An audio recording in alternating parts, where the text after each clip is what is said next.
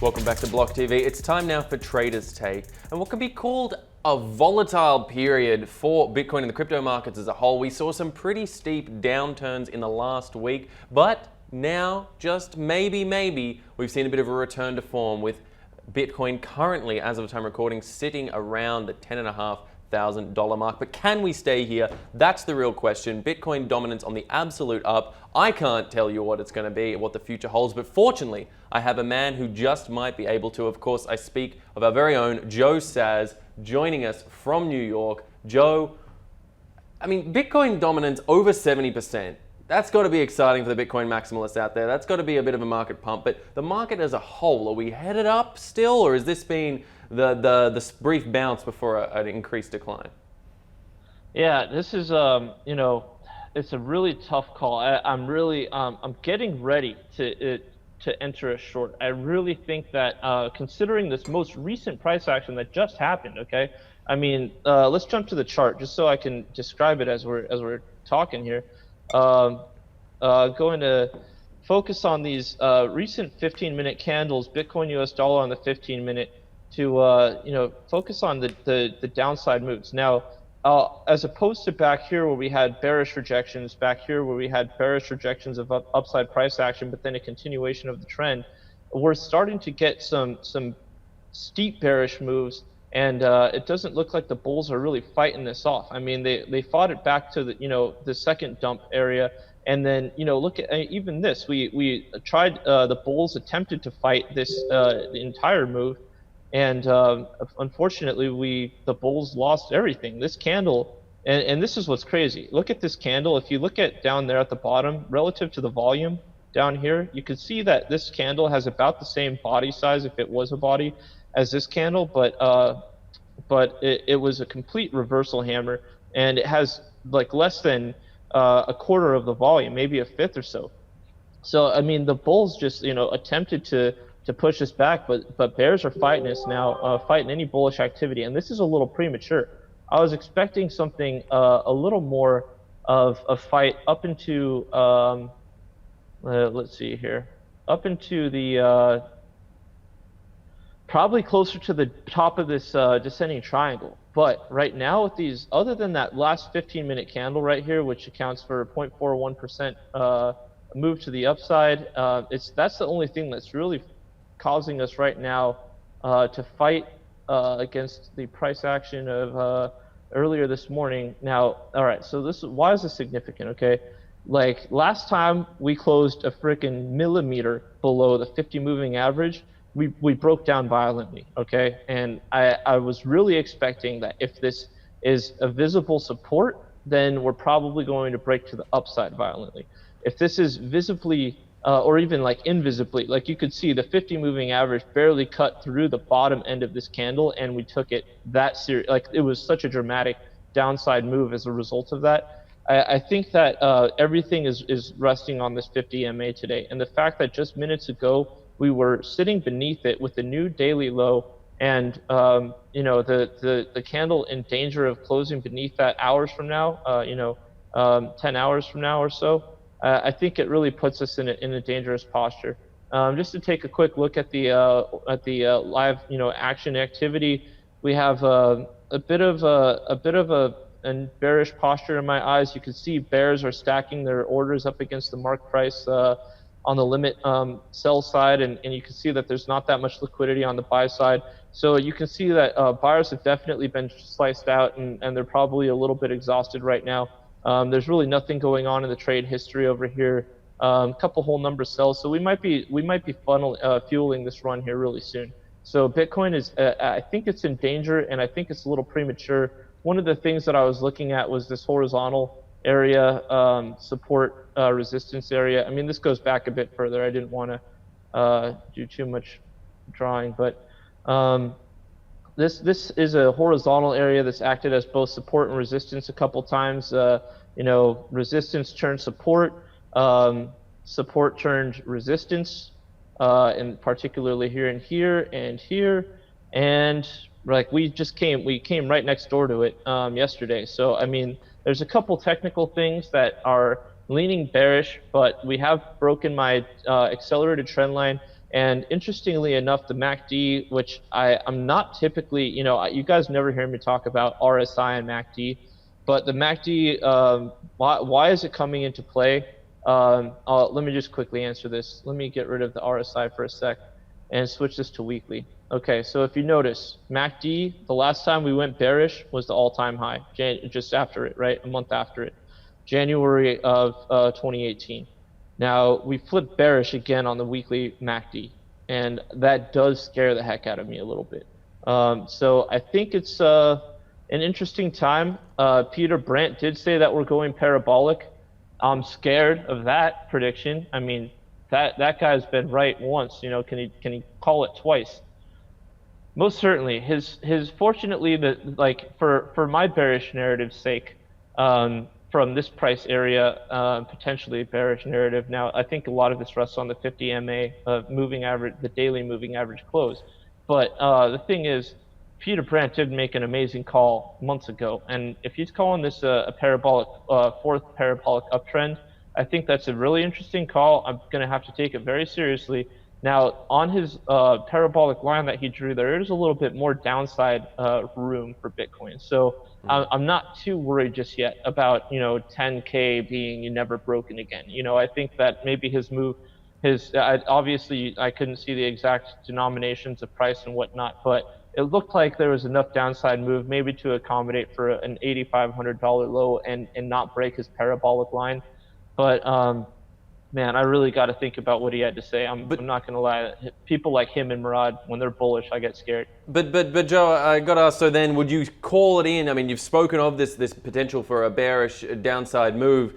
Is that 8,500 line, is that your prediction as well? I mean, you're saying within Peter Brandt's prediction, that's where his line taps out. But do you think it could go lower than that? And what are you sort of seeing as your, maybe not worst case scenario, but sort of plausible mid case?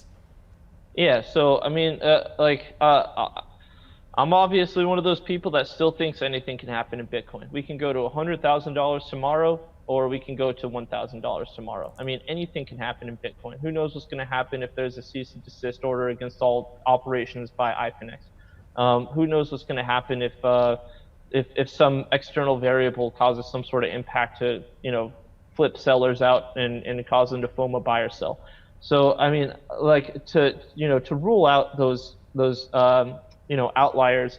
Let's say the reason why 8,500 looks kind of like a pullback area is because that's kind of where the 200-day moving average is trading. So let's pull this up and get back to a daily chart. Bitcoin US dollar on the daily.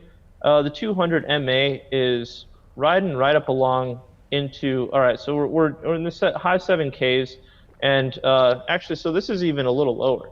So the 200 MA is probably like, I guess the reason why I would say 8,500 is a price target is because of this area maybe being some sort of support and like very weak support in my eyes.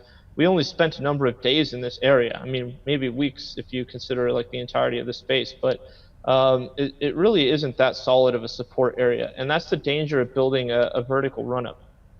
Is that you don't build support along the way, and support is this in the order book. We need a robust order book, and this angle up here needs to be much more steep. And like like if you follow the tip of my cursor, I'd want it to be like that, like going all the way up. I don't want this liquidity to be as shallow as it is, because if there is some sort of FOMO selling activity in Bitcoin, those lower price targets, 8,500 and 6,500, 6,200, 6,000, all these price targets are in jeopardy because we really spent no time there. So, there might be some robust order book liquidity in the $5,000 range, maybe capping out at this 9 at around 5,500. There might be some liquidity, some robust liquidity in between the 7,300 to 8,700 range. So there's like a big pocket of potential support here.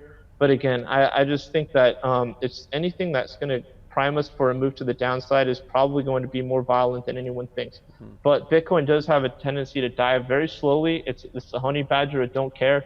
So obviously we didn't break down. I was kind of thinking the other day that we might even see 8,500 by mid this week. And here we are. I think I might have said that maybe Sunday or maybe Monday. And so at the time, the facts were looking very grim. and the facts changed with a massive pump and a couple of them. So it's really tough, but I think a conservative target is going to be, let's start with the 8,000s, the 8,500 range, and then let's carry that down to the 77, 7,500 range, and let's use that as a conservative area for a pullback if this parabolic uptrend breaks. But it's not uncommon for Bitcoin to suffer some serious pullbacks from vertical uptrends. Like the previous low from all-time high was like an 84% move. So an 84% move from 14K is going to bring us back down to like 4K or so. 2,800. So I just think that we need to be ready for everything, and that's why it's so important to reevaluate the facts and be constantly changing your mind. Okay, so one of the facts that is most of interest, I think, to many in the sphere right now is just this continued surge in Bitcoin dominance over the altcoins. Speak to that narrative right now. I mean, do you see this just continuing on in the future? We've cracked 70% smoothly, without too much fuss. Does it continue up from here, or do you see a reversal trend happening? What's happening with alts there, Joe? Yeah, what can you tell us? Let's get back to let's get to that. Let's get a BTC.D up here, and this will start us off on our dominance. Let's switch this to a line chart, and right now and that's great. We're gaining dominance, 72.88%. So as I'm drawing these in, I'll talk about what I think about this. I think about the great consolidation that is kind of an inevitable part of Bitcoin's future. The thing is, when was that going to happen? I honestly didn't think it was going to be happening until a later point in time, potentially 2 years. But right now we have a massive amount of altcoins, and here's just a few of them. Okay, Litecoin and XRP, and we have all of them. Litecoin steeply losing dominance, following suit, and XRP the same. Everything's losing dominance against Bitcoin.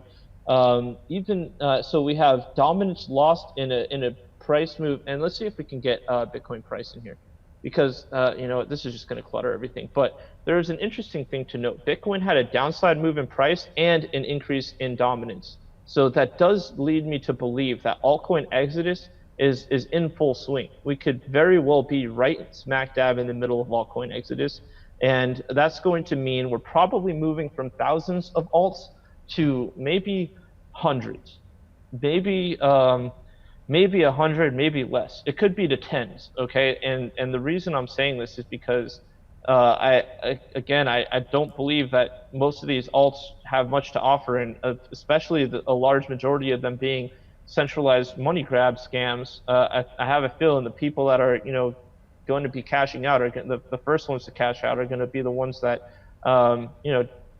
are there to make money. So we're looking at an obvious trend here of Bitcoin gaining dominance, and I have no problem saying that I believe that altcoin exodus phase 1 is beginning or has started and is going to probably kill off potentially thousands of altcoins. Joe, I want to ask you something there, though, because it's an interesting point that comes up in different narratives around the sphere in terms of what does it take? You talk about a killing off altcoins, an exodus of altcoins. What does it take in your mind to kill an alt? Because at the end of the day, we know that it's unlikely these projects will totally disappear. They'll probably keep alive in some way, shape, or form. But I've heard some say when they lose 95% of value, or when developer rates drop down past a certain point. In your mind, what does a dead alt look like? Yeah, so the first thing is an alt, a flat line at zero, but how do we get there is kind of your question you're asking, right? I'm going to use an example, like an example that is very recent in my eyes is token pay. If Derek Capo of token pay, CEO, is paying for a developer or developers to to build his project, then what happens when those developers stop getting paid? What happens if his admission to me that he admitted to me directly that he didn't pay taxes? So what happens when the IRS comes after him and regulators see something like this as very low-hanging fruit, and then they shut down the entire operation and potentially leave the entire project bankrupt and potentially individuals within it bankrupt? I mean, that's kind of how we end up at zero when we have thousands and thousands of cryptocurrencies right now. And a lot of these are again, only there to attempt to piggyback off the success of Bitcoin. These are really shillers, hardcore scamming, shillers. So there really isn't a value to these altcoins. The only value is what I can, if I was an altcoiner, I can convince you that the value is in it. Especially for some of these more like, sub 1,000, sub 500 market cap cryptos. So, I mean, I think the problem that we're headed toward is funding, right? Everyone thought we were in a bull run just now, and we very well could be. And if we are not, and there isn't money to go around, then all these centralized dev groups that, are working for money, they're going to disappear. Now, that's just a part of it. If you don't have development on a project, let's say that Ripple separates itself from XRP, and Ripple says, all right, there's a lawsuit, we're going to settle, we have to pay a gigantic fine, but we also have to sever all ties with XRP, the asset, in order to prove that we are sufficiently decentralized from it, or it is a sufficiently decentralized asset. Well, what does that mean for XRP? Because the only real development is being done by Ripple Labs. So that means that the project is going to die because the smartest talent in the world, isn't not going to migrate to some garbage altcoin. You know what I mean? That is owned majority by a company and by founders, and those founders are probably going to sell, and the company is probably going to sell. So I mean, it's like there's this humongous chain reaction of events that happens as a result of regulatory concerns, and as well as what happens if simply these projects start losing money to pay people to incentivize them to build on top of it. I mean, Bitcoin has a lot of top tier talent because there's probably a lot of billionaires in Bitcoin. I mean, we know that for a fact. There's a ton of Bitcoin billionaires. Bitcoin's gone up from fractions of a penny to, right now we're sitting at over 10K. I mean, there are Bitcoin billionaires up and down the line. We even have blockchain, firms, like, what I'm saying, like Blockstream. Right. So they're being funded by someone, and probably people with an incentive to keep their currency, becoming more and more valuable, scalable, etc. So that, as you say, that line between developers who are doing it for the passion of the project and those being paid to, potential altcoin winter could lead to some serious downturns. But we'll have to see how that one does play out. Joe Saz, I want to thank you so much for providing us with some of that essential analysis for what's happening in the sphere. Look forward to speaking to you again soon. And in the meantime, stay with us at blocktv.com for all the latest in news and information. I'm Ashley Westrop Evans. Thanks for watching.